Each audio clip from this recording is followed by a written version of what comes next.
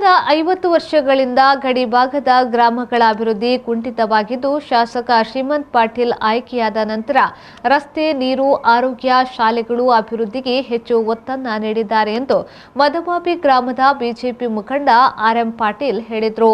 ಬೆಳಗಾವಿ ಜಿಲ್ಲೆಯ ಕಾಗವಾಡ ಮತಕ್ಷೇತ್ರದ ಮದಮಾಬಿಯಲ್ಲಿ ಜಂಬಗಿ ಹಣಾಪುರ ರಾಜ್ಯ ಹೆದ್ದಾರಿ ಸಂಪರ್ಕ ರಸ್ತೆ ಡಾಂಬರೀಕರಣ ರಸ್ತೆಗೆ ಚಾಲನೆಯನ್ನ ನೀಡಿ ಅವರು ಮಾಧ್ಯಮದೊಂದಿಗೆ ಮಾತನಾಡಿದರು.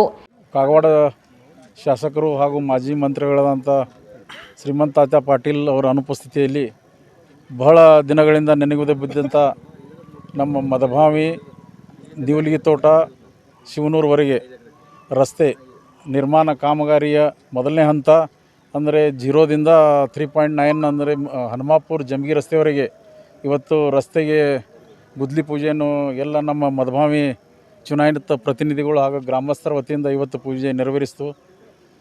ಈಗ ನಾವು ಎಲ್ಲ ನಮ್ಮ ಗ್ರಾಮಸ್ಥರಿಂದ ಹಾಗೂ ಸ್ಪೆಷಲಿ ನೀವಲ್ಗಿ ಜನರಿಂದ ನಮ್ಮ ಶ್ರೀಮಂತ್ ತಾತ್ಯ ಪಾಟೀಲರಿಗೆ ಅಭಿನಂದನೆಗಳು ಸಲ್ಲಿಸ್ತೀವಿ.